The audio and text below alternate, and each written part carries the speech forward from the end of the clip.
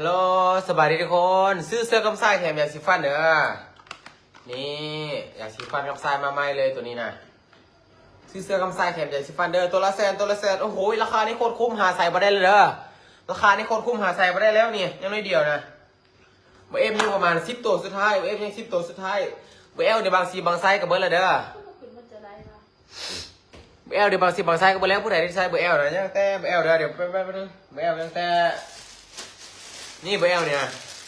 สีเขียวสีฟ้าเบิดแล้วยังใส่สีเทา2ตัวด้วยเบอร์เอลเด้อยัง2ตัวสุดท้ายผู้ใดจะเอานี่นะยัง2ตัวสุดท้ายตัวละแสนนี่นะสำหรับถ่ายที่เบิ้งไลฟ์นี้ซื้อจากไลฟ์นี้10คนแรกนี่เด้อซื้อเสื้อ1ตัว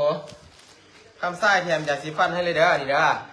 ตัวละแสนซื้อเสื้อตัวละแสนคำไส้แถมยาสีฟันให้เลยเด้อสำหรับใครที่ว่ามีน้องมีนุ่มเอาตัวน้อยไปให้ใช่ตัวน้อยใช่แล้วนี่ผู้ใดที่มีน้องมีนุ่งอยากซื้อให้น้องให้นุ่งก็ได้นี่นะตัวน้อยที่เลยนี่นะซื้อเสื้อ1ตัวแถมยาสีฟัน1หลอดเด้อนี่ซื้อเสื้อ1ตัวแถมยาสีฟัน1หลอดไปสิเลยนี่บอกเสื้อกำไส้โคตรเท่โอเคเสื้อกำไส้โคตรเท่โคตรรอเนี่ยปกติกำไส้ขายตัว199นะ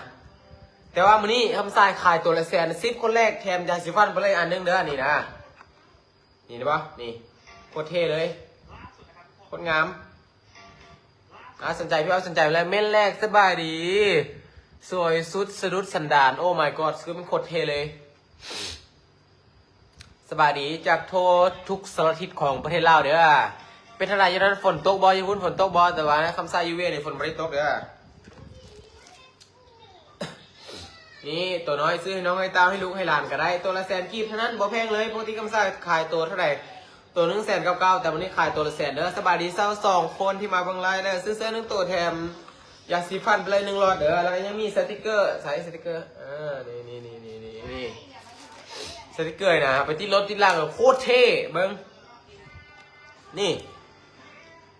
มันกลับด้านปะเมื่อกี้อะไรไม่ต้องเสือกเดี๋ยวนี้ไม่ต้องเสือกเด้อเห็นปะนี่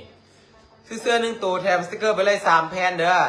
แล้วก็ยังบอกพ่อยังแถมยาสีฟันให้อีกเนาะโอ้โหโคตรคุ้มในราคา100,000กีบเท่านั้นเด้อในราคา100,000กีบเท่านั้นผู้ใดที่ว่ามาจากไลน์นี้เอาไปเลยราคา100,000กีบเด้อ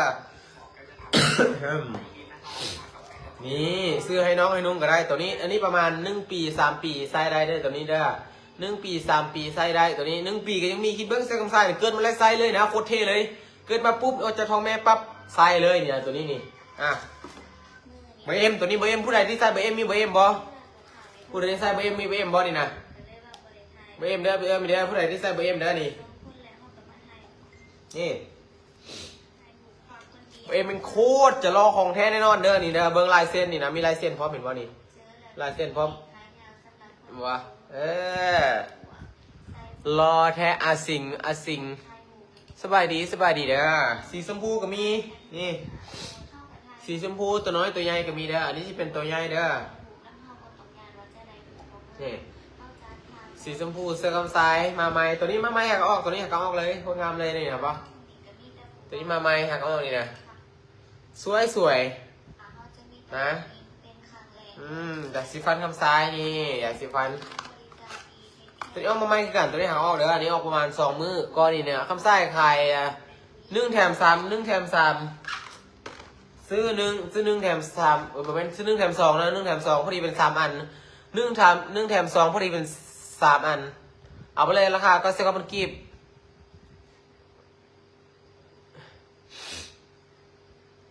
หรือซื้อ2 แถม 4เอาไปเลย179,000กีบเด้อสบายดีรอแท้ไอซื้อเสื้อไอเด้ นี่ราคานี่โคตรคุ้มเลยนะหาใส่มาได้นะมันยังบ่หลายเสื้อยังนิดเดียวนี่ยังบ่หลายผู้หญิงใส่ได้ตัวนี้ผู้ชายก็ใส่ก็ได้คือกันตัวนี้งามมาดำเขียวงาม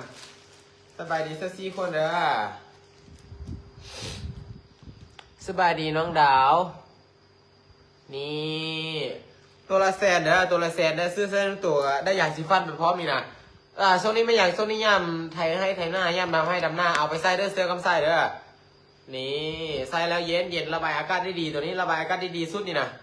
ท้ายดำหน้าก็ได้ท้ายหน้าก็ได้ใส่ไปใส่ก็ได้ไปตลกไปตลาดใส่ได้โดดๆเลยจะเป็นปี2 ปีกับราคาเนาะโคตรคุ้มเลยมี XL บอ XL 4เลยเนาะ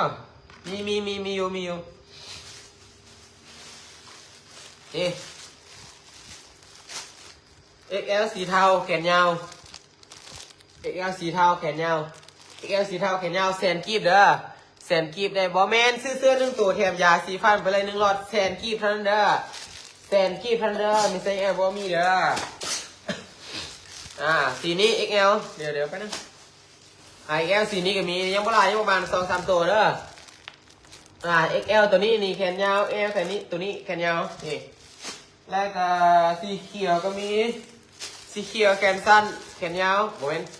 สีเขียวแขนสั้น XL น้องดาวไซส์ใดน้องดาวไซส์ใดตัวละแสนเด้อซื้อเสื้อ1 ตัวแถมยาสีฟันไปเลย1 หลอดถ้าผู้ใดที่มาจากไลน์นี้เด้อซื้อเสื้อ1 ตัวแถมยาสีฟันไปเลย1 หลอดเด้อถ้าผู้ใดที่มาจากไลน์นี้อันนี้เป็นแบรนด์แรกของคำไส้โมเมนแบรนด์ยาสีฟันครั้งแรกที่คำไส้หากับเปิดตัวใน2-3 วันเมื่อกี้นี้เด้อนี่ยาสีฟันคำไส้ราคาพอแพงเนาะซื้อ1 แถม 299แต่ว่าถ้าซื้อเสื้อมานี่แถมฟรีเลย1 หลอดไม่อายอยู่ใส่ไม่อายบ่อยู่เด้อสดเด้อหลายคนก็ยังพูดว่าคำไส้ยังไม่ได้เอาเมียเด้อตอนนั้นให้คอนเทนต์ยังไม่ได้เอาเมียเด้อบางคนก็ว่าเอาแล้วเนาะยังไม่ได้เอาเด้อสด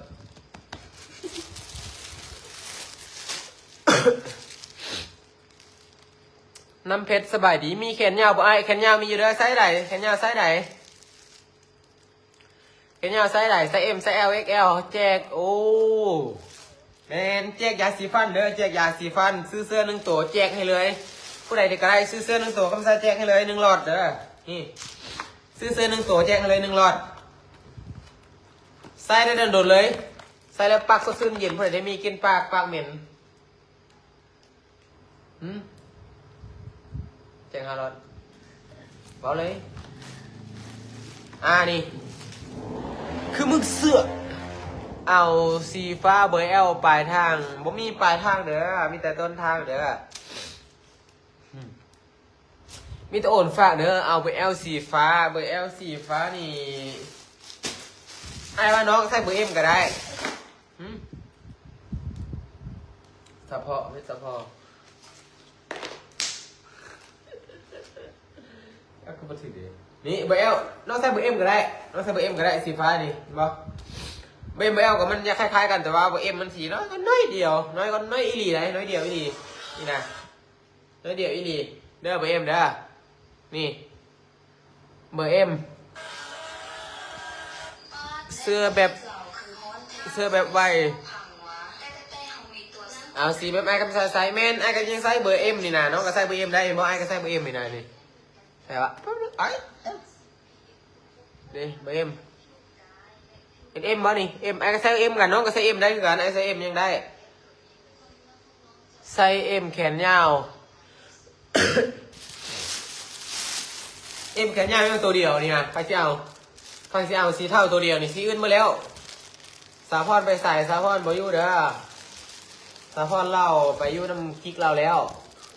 บุเอ็มแขนยาวนี่แค่ตัวเดียวเด้อโจอี้สบายดีโจอี้โอ้ใช่แล้วฟรีโอ้ my god โจอี้เด้อหลายเทื่อเลยโจอี้หลายเทื่อแล้วเด้อตัวละแสนโจอี้ซื้อซอยแน่ตัวละแสนนี่นะไป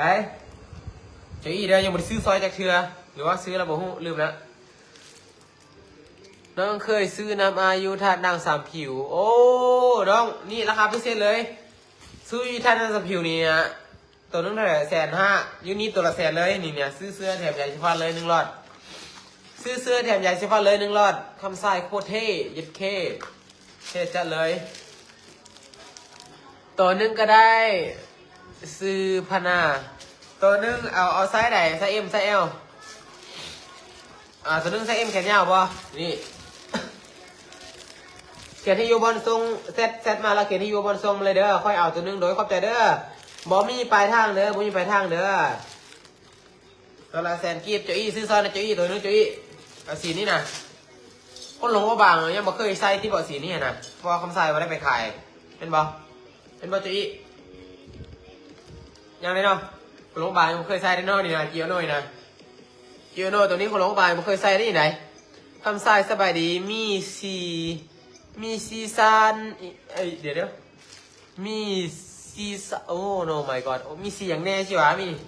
มันกันแล้วแต่เนาะพอบางไซส์มันกับบกครบสีนะบางไซส์มันกับครบบางไซส์มันกับบกครบเพราะมันสีเบิร์แล้วคำใส่ขายตัวละแสนคนซื้อหลายๆเคยซื้อนะคำใส่อยู่บุญสร้างโอ้บุญสร้างไอ้ขายแสนเก้าคนได้ตัวนี้ไหนบุญสร้างไอ้ขายแสนเก้าได้แต่วันนี้ไอ้ขายตัวละแสนเนี่ยซื้อซอยไอ้เนี่ยเอาอีกตัวนึงเอาอีกตัวนึงอ่ะแขนยาวก็มีอ่ะเอาแขนใส่แขนยาวเมนเอากันยาวอ๋อเอาแขนยาวหมายถึงเอาแขนยาวโอเคเอาแขนยาวไปเอ็มเนาะเบิร์ดแล้วแขนยาวไปเอ็มเบิร์ดเลยเด้อไอ้เพิ่นเอาตัวนึงมาเด้อซื้อพนาเซตมาเลยเด้อ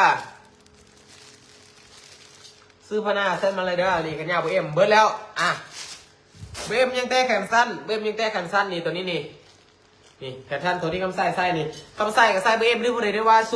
0165น้ำหนักประมาณ155หรือ158นี่เอ็มก็ได้เด้อเอ็มก็ได้คำใส่ยังใส่เอ็มนี่นะนี่โคตรเทเลย50ได้บอได้เด้อไอ้กับรูปละเด้อยังต้องได้ซื้อซอยแล้วเจ้าอี้เอาที่ตัวนึงตัวนึงเจ้าอี้ตัวนึงแขนกีบแถมยาสีฟันให้เลยนะนี่จะได้มีกินปากเหม็นมีคราบหินปูนเด้อเป็นแค่แมงเอายาสีฟันคำใส่ไปใส่เด้อแปรงเศร้าแรงแปรง3 นาที5 นาทีเด้อ เมย์เจ้าไปใส่ยังบ่มีเมย์เด้อโซเด้อบางคนก็ว่าคำใส่มีเมย์แต่ว่าความจริงแล้วคือบ่มีเมย์โสด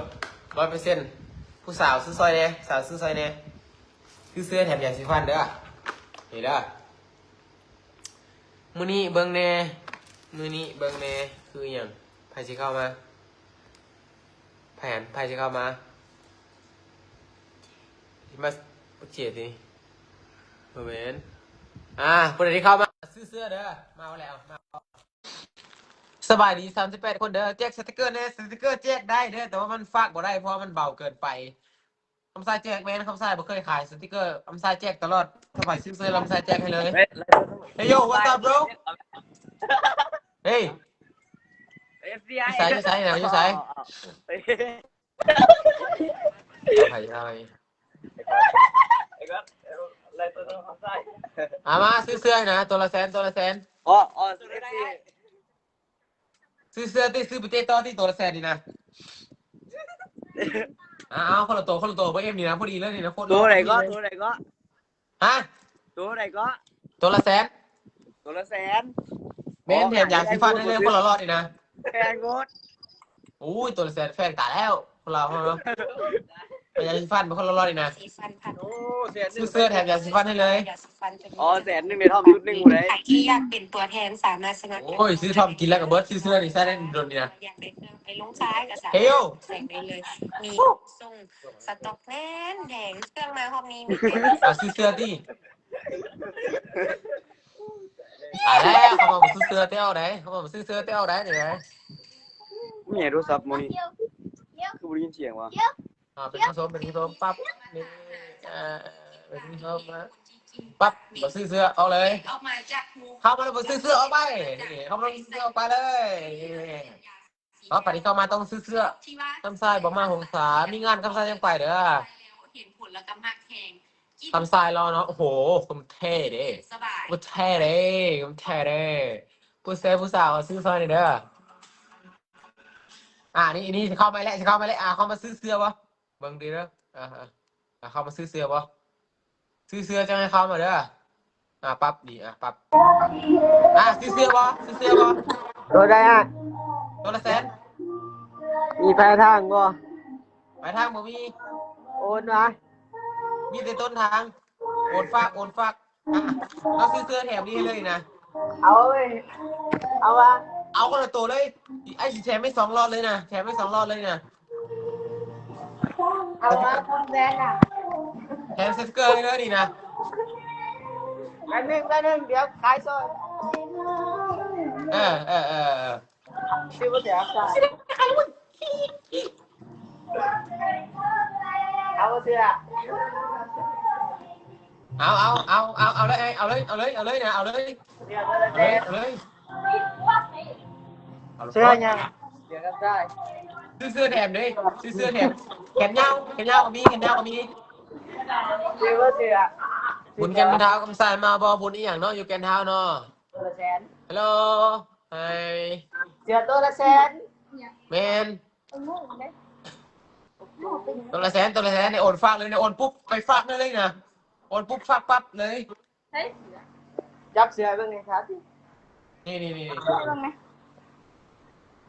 ตัวละแสน ตัวละแสนนี่นะเบมผู้ดีเนาะไง มีแต่แสนสาหัสนี่ ตัวละแสนนี่ซื้อเสื้อแถมยาสีฟันให้เลยนะทุเรศแค่ข่าวได้ เฮ้ย แต่ว่าทุเรศแค่ข่าวได้นี่แถมสติ๊กเกอร์เป็นตับเลยนะแถมนี่นี่มาซื้ออยู่วะเบิร์ดอะไรประเด็นเรามีแนวขายทึกชี้อะไร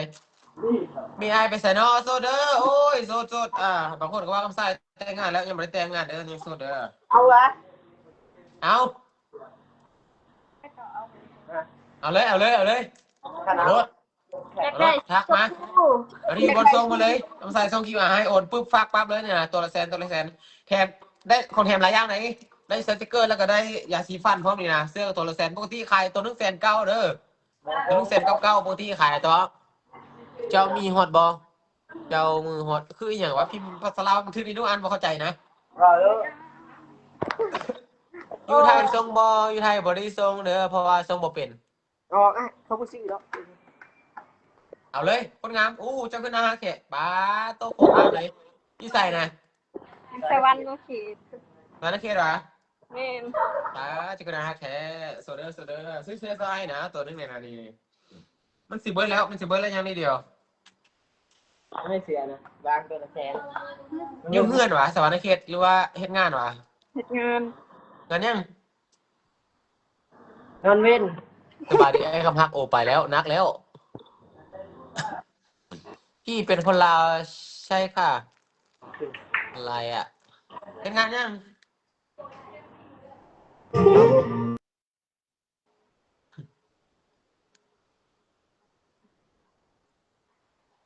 สบายดี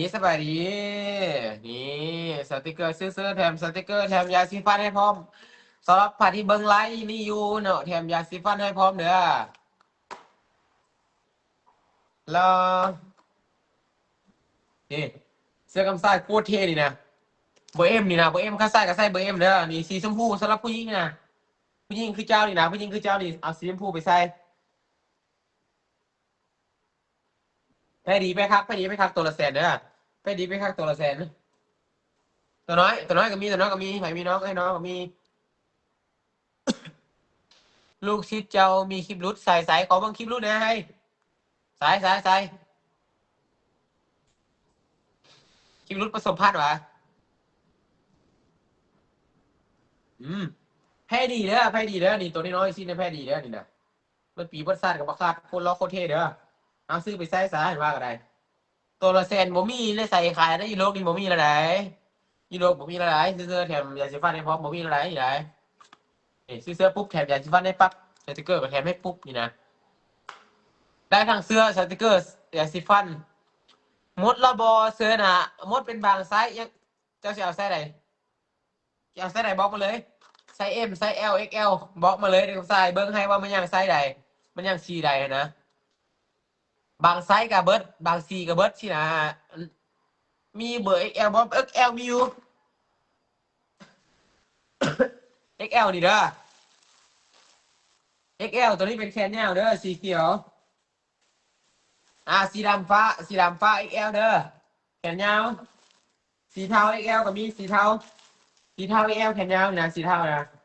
สีเทา XL แขนยาวเด้อแล้วก็แขนสั้นสีเขียวแขนสั้น XL มีแต่สีเขียวเด้อแขนสั้น XL มีแต่สีเขียวเด้อตัวละแสนมาลินยมราชเนี่ยโอเคมีโอกาสสิไปลินเด้อมีเวียงทรงบอคืออย่างมีเวียงทรงเบิร์ดเด้อทรงเบิร์ดราคาแสนกีบโอนฝากกำไสทรงให้เบิร์ดเลยแสนกีบเท่านั้นเด้อซื้อเสื้อแถมยาสีฟันเด้อ ซื้อเสื้อแถมยาสีฟันแสนกีบเท่านั้นเด้อแซมสติกเกอร์พร้อมเบอร์เอ็มมีบ่เบอร์เอ็มมีแต่ว่าเบอร์เอ็มสิบ่มีแขนยาวเด้อนี่เบอร์เอ็มมีแต่แขนสั้นคือตัวที่กำไสใส่อยู่นี่เด้อนี่เห็นปะแสนกีบซื้อเสื้อได้สติกเกอร์ได้ยาสีฟันไปพร้อมมีสลิปคำไสขายบ่ no คือมึงเสื้อส่งดงคำสร้างบอแม่นดงคำสร้างส่งเด้อดงคำสร้างขี่รถออกไปส่งเลยเพราะตอนนี้คำสร้างอยู่ดงคำสร้างน้องอยังได้ไส้ใดมีแต่ว่าพี่มาบอกไอ้ายแหละส่งโลเคชั่นมาเลยดงคำสร้างไปส่งให้เลยอยากได้สลิปคำสร้างเอาบ่เอาเลยแก้ให้เลยนะเอาบ่แก้ให้เลยได้ตอนนี้เบอร์ L ยังแต่สีเทาสองตัวเด้อนะอันนี้ที่เป็นโตแขนยาวแขนสั้นแม่นเบิดแล้วเบอร์ M ยังมีอยู่เด้อนะเบอร์ M จะเป็นแขนสั้นโคตรหล่อเท่แบบนี้เลยมันจะเป็นสีดำสีเขียวนะปกติขายแต่แสนเก่าแต่ว่ามื้อนี้คำสายขายแต่แสนกีบแสนกีบยังบ่พอแถมสาติกเกอร์ไปเลย1 2 3 4 ใบ5 ใบ6 ใบนะแถมสาติกเกอร์6 ใบแล้วก็ยังบ่พอแถมนี่ยาสีแขวดำแขวเหม็นแขวเป็นแมงเอาไปใส่เด้อนะส่งปทุมพรบ่ส่งปทุมพรส่งเด้อปทุมพรส่ง FC จะมาซักโอเคขอบใจหลาย FC จะมาซักเด้อคำสายส่งเด้อคำสายส่งเบิดขอแต่ว่าส่งได้อยู่บนส่งมาอยู่แชทคำสายเลยกับคำสายส่งกี่บาทโอนปุ๊บคำสายฟังให้ปั๊บมื้อนี้เลยสนใจไซส์ M โอเคนี่ไซส์ M นี่นะไซส์ M นี่นะไซส์ M แสนกีบไซส์ M แสนกีบเด้อ90ได้บอกคำสายขายตัวละแสนนี่ก็แบบสุดเลยเด้อตัวละแสนสุดเลยเด้อตัวละแสนสุดเลยเด้อตัวละแสนนี่เด้อไผมีหมู่บ่มีพอบ่พอมีแม่บ่แม่คำสายขายตัวละแสนนี่นะมีแก๊งบ่แก๊งซื้อเป็นกลุ่มเป็นแก๊งก็ได้ผู้ใดได้ครับเจียวนอกเจียโนหรือครับรีดฟิลาโนรถเว็บ110 เว็บหยังก็ได้ซื้อไปใส่นี่นะซื้อไปอยู่แถวปากซองซื้อไปเก็บกาแฟซื้อไปเสียเนี่ยซื้อไปส่งเครื่องส่งของได้เบิดพออยู่ปากซองนี่มีกาแฟอยู่ปากเซ่ก็มีผู้สาวนี่บ่เกี่ยวอยู่ปทุมพรซื้อไปหาปลาอยู่ปทุมพรซื้อไปหาปลาแม่นหาปลาหลายปทุมพรปลาหลายส่งโดกคำสั่งได้เอาไซส์ใดแล้วเดี๋ยวปิดไลน์คำสั่งไปส่งให้เด้อ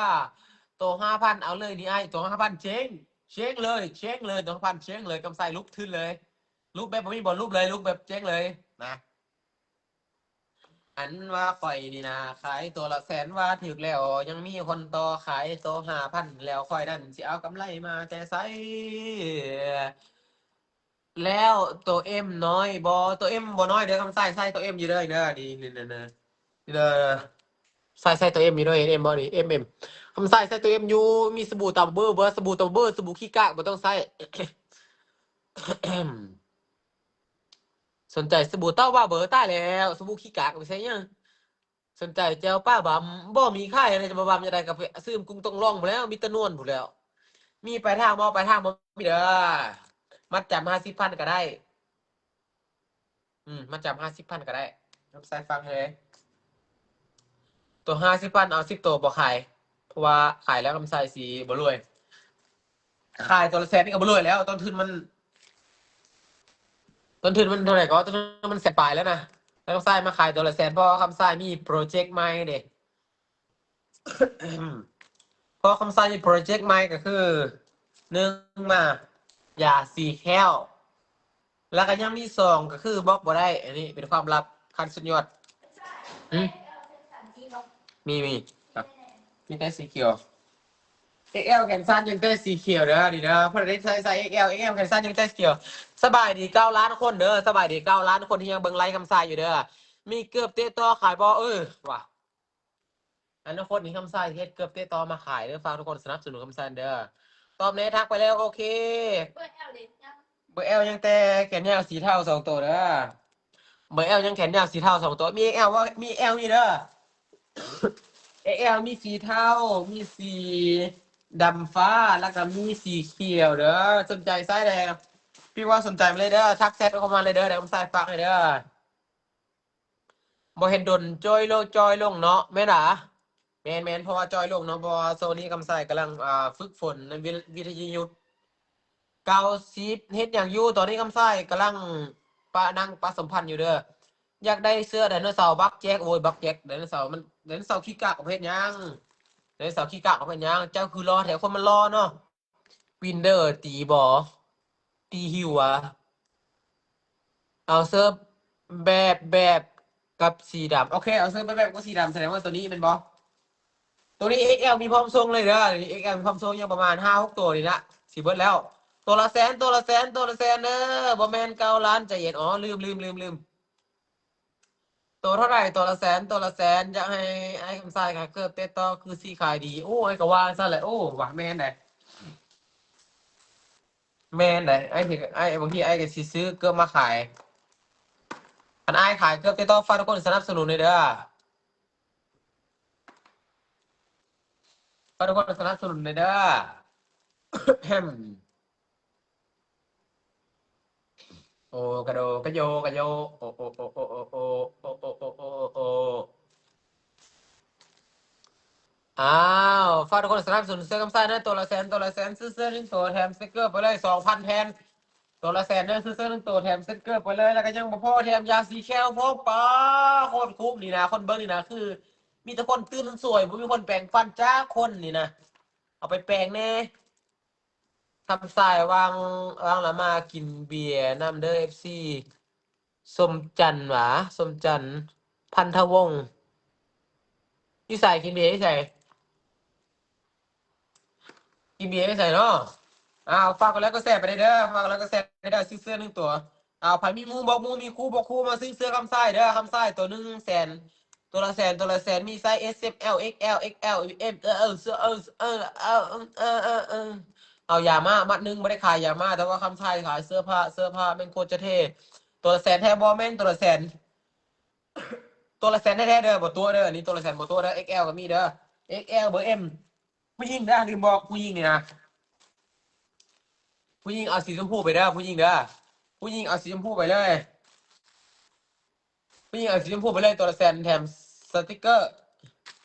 ตัดหมดเด้อโอเคมื้อหน้าเด้ออยากเห็นน้องคำทรายบ่ได้มาเด้อส่งคลิปแน่โดยเดี๋ยวสปอนส่งคลิปให้เด้อแซดมาเด้อเดี๋ยวกำพรสาวพรส่งคลิปให้เด้อมีเบอร์ M บ่นี่เบอร์ M เด้อเบอร์ M เบอร์เลยเด้อนี่เด้อมีเบอร์ M เบอร์เลยเด้อนี่เด้อสีตัวนี้เด้อเบอร์ M ยังแต่สีนี้กับสีชมพูเด้อเบอร์ M เด้อนี่นะแขนสั้นคือคำทรายใส่ตัวละแสนเด้อนี่มาต้มกระท่อมเด้อคำทรายโอ้คำทรายบ่กินกระท่อมบ่คำทรายเป็นคนดีมีสีแก้สัตว์คนสลัดพาสัตว์ล้มเหลวแม่นคำทรายเป็นคนดีบ่กินท่อม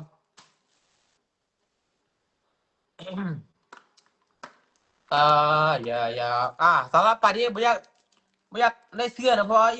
ยู่ตู้มีเสื้อหลายแล้วบ่แต่เสื้อสีนุ่งแล้วอยากสีฟ้านะครับทายซื้อ1 แถม 2เท่ากับ3 อัน99มันกีบซื้อ2 แถม 4ไปเลย179มันกีบนะจ๊ะบ่ได้สูบยามาหวะบ่ได้สูบยามาสูบยาบ้าโสดเลยโสดบ่พอเนาะคันโสดแล้วซื้อเสื้อกำไสเด้อ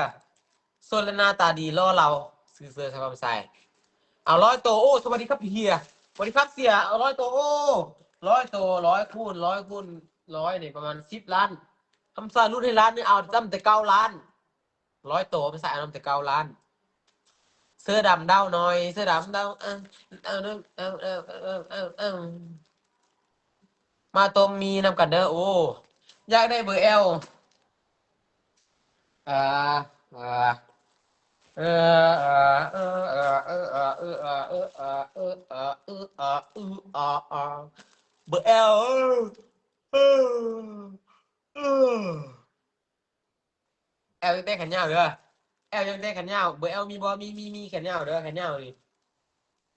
แต่ว่าสีอื่นสิบ่มีนะไปเอานะโอ้เสียดายสีเทา2ตัวสุดท้ายแกนยาวเอาไปเลยตัวละแสนเด้อฝากคนมักต้มทอมแหน่ให้พวกมึงหรือพวกสันดานมาสู่ต้มตายแต่ทอมเด้อต้มแต่ทอมมุ้ยประโยชน์กับต้มตายแท้ทอมอ่ะเนอะกินมุ้ยประโยชน์กินแล้วก็เงี้ยวออกก็ซื้อนะมาซื้อเสื้อคำสายพี่ยังได้ใส่บัดปีบัดศาสตร์ใส่จนตายกับบ่คาดเสื้อคำสายนะคือมึงเสือกแมนมึงเสือกบ่แอลนี่นะบ่แอลนี่นะขอแท็บเนี่ยอ้ายกล้วยแท็บควยอ้ายกินข้าวและบ่ต้องเสือกมาขายเสื้อซื้อเสื้อไปนะมันต้องถามว่ากินข้าวหรือยัง เอายังเอาไส้ไหนเอาไส้ไหนเอาที่อยู่บอลส่งมาเลยอ่ะนี่นะเอาที่อยู่บอลส่งมาเลย FC ก็พักดับเห็นปะป่วยอ่ะที่อยู่บอลส่งมาเลยเด้อพยายามเด้อไปเบอร์เอลเด้อนี่เอาที่อยู่บอลส่งมาเลยฝากเนาะฝากคำทราย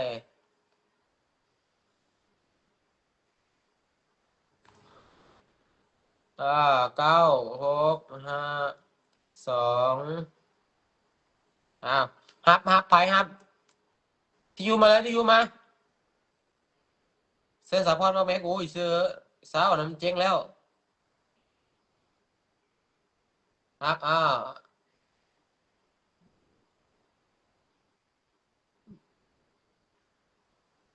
าสาขาไหนตรงบ้านหนองคำสร้างเนี่ยเบอร์ XL กับเบอร์ L แขนยาวโอเคเดี๋ยวกำใส่ไปส่งให้เด้อเดี๋ยวจบไลฟ์กำใส่ไปส่งให้เด้ออ่าอยู่แถวหนองคำสร้างเลยเนาะกำใส่อยู่หนองคำสร้างเดี๋ยวกำใส่ไปส่งให้เด้อมื้อนี้กำใส่สิไปส่งให้มื้อนี้เลยเด้อจักหน้อยมื้อนี้นี่แหละ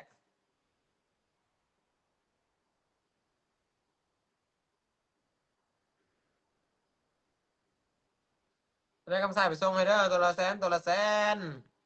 เก็บเงินไว้ท่าเด้อเก็บเงินไว้ท่า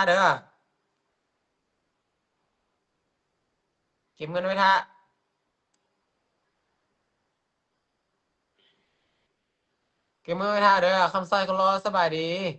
เจ้าบ่มีเงินแล้ววะแม่นช่วงนี้ทุกข์แฮงบ่มีเงินแล้วส่งบัตรดงคำสร้างได้เบอร์ XL กับเบอร์ L แขนยาวโดยโอเคเดี๋ยวคำใส่ไปส่งให้เด้อจังน้อยเดี๋ยวปิดไลฟ์คำใส่ไปส่งให้เด้ออีกบ่โดนอีกประมาณเอาบ้านส่งบ้านดอนขวางคอนควงเนี่ย3ตัวได้ขอนควางนี่ใส่ดิคอนควางนี่ใส่ดิอ่าเบอร์ L ซื้อสมเบอร์เดี๋ยวทักมาในเด้อเดี๋ยวคำใส่ฟังให้เด้ออ่ายืดดอนขวางได้3ตัวดอนขวางนี่ใส่ดอนขวางนี่ใส่เดี๋ยวคำใส่ไปส่งให้ดอนขวางนี่ใส่อยู่นครหลวงให้จันหวะมึงอย่าเสือกซุกเก่นไส้บุญเทียงพร้อมซื้อเทียงเป็นบ่งูแล้วไอ้สมบี้สมเสียแม่กินข้าวละคำซ่ากินแล้วแม่นกินแล้วอยู่ตรงคำซ่าในคำซ่าไปส่งให้เด้อมาส่งในอยู่น่ารักอู้น่ารักไก่โพดน่ารักมันลงวะน่ารักลงเอาที่อยู่บนส่งมาเลยเด้อราคา100,000กีบเดี๋ยวคำซ่าฟังให้เลยแถมสติ๊กเกอร์ให้เลย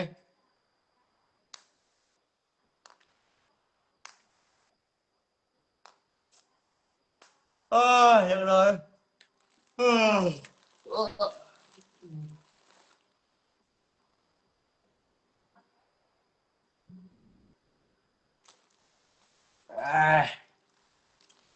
มาส่งในอยู่น่ารักไก่โพดเอาไปเอาส่งให้แน่บัดดงคำซ่าเอวโอเค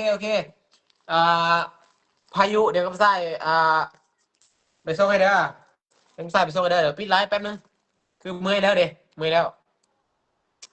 เบิ้งแขนยาวได้เนี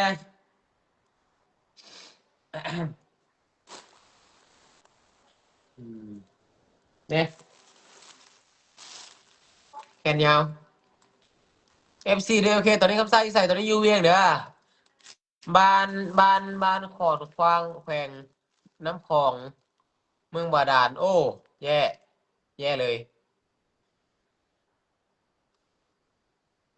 สนใจหมวกทางหลังคำซ้ายหมวกไหนอะไรบุมีหมวกนะบุมีหมวกนะเออเอ้ยเรียนนอนไหนวะบ๊ายบายบ๊ายบายพี่ไลฟ์ก่อนเด้อไปนอนก่อนอยู่นอนแล้วอาจจะซื้อกับแซดมาตัวละ100,000ซื้อเสื้อแถมยาสีฟันแถมสติกเกอร์ตัวนี้แหละเอามาส่งให้ยูโรมาราดตัวหนึงโอ้กายตายเลยซื้อน้ำมันมัน900,000เสื้อตัวละ100,000โอ้เจ๊งเจ๊งเลยเจ๊งอ่ะเป็นปีหน้าบ่ได้มาบุญวัดภูบอน่าจะบอเพราะว่าคำใส่สิบ่ได้ลงบุญแล้วตี้ช่วงนี้บ๊ายบายบ๊ายบายเจอกันเด้อเจอกันที่เมืองบาดาลบาย